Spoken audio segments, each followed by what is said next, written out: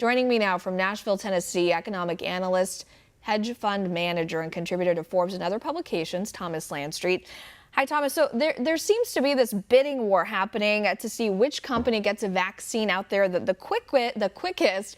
But do you have any concerns with this process? What should Americans be looking out for when they're listening into this? Well, yeah, it's a frenzy. It's a feeding frenzy. And I don't believe we'll have a vaccine this year, honestly.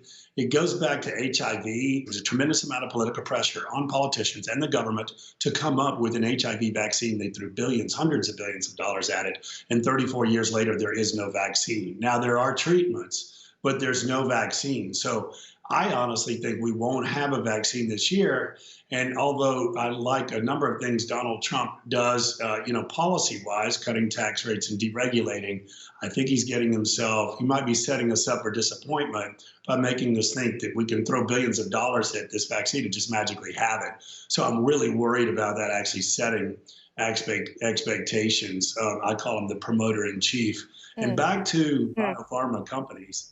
Moderna, mRNA is the ticker for Moderna, and they have a new product called, it's a messenger RNA. I won't go to the details, but it's a vaccine, and they call it a promising vaccine candidate.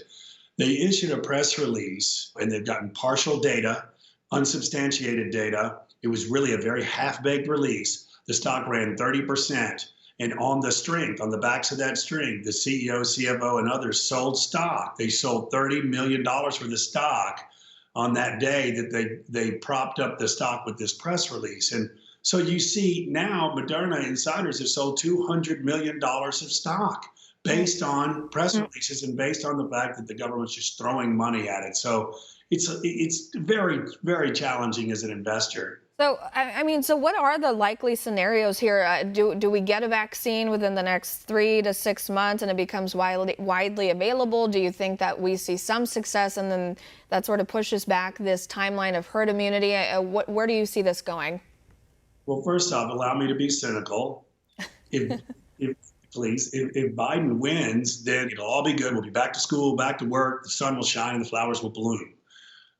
That's my cynical view. The other view is we won't get a vaccine. It might not be for a couple of years, but we'll have treatments. We do have treatments for HIV, and that's different than a vaccine. There are some great treatments that are being developed. One is by CytoDyn, Leronlimab. There are a couple of others. You mentioned, a lot of people talk about hydroxychloroquine. What the government needs to do is make sure that doctors have the freedom to use some of these promising treatments, and then compile the data and see what's working and what isn't working. Right. When you hear what President Trump's saying and what he often talks about, he's not just putting all his eggs in one basket when it comes to a vaccine. Sure, like you mentioned, they are putting a lot of money toward that. But at the end of the day, he's also made a strong case for that combination, like you mentioned, hydroxychloroquine, zinc, and the Z-Pak combo, which I've spoken to a lot of doctors, and they say that depending on the patient and if it's given at a certain time, it has proved to be effective. So why aren't lawmakers, getting behind this idea a little bit more and allowing people to have that option, to have that choice, do you think? Honestly, I don't know, and I haven't looked at the data itself to see. I know the safety profile of hydroxychloroquine is impeccable. They've been giving it to travelers to Africa and other places that have suffered from malaria for decades, and with no consequences or side effects. I really don't know. This is so political, as you know. It's really hard for us to glean what is promising and what is not in this political environment. It's just, I've never seen a disease state. Now, granted, HIV is as political as it could be as well. And you can imagine why. But this is more politicized than anything I've ever seen. I do think we'll get treatments. I love this product, Leronlimab.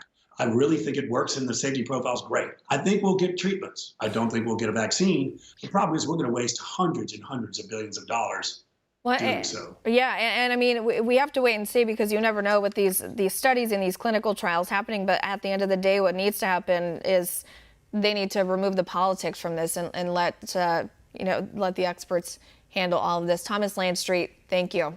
Want to see more videos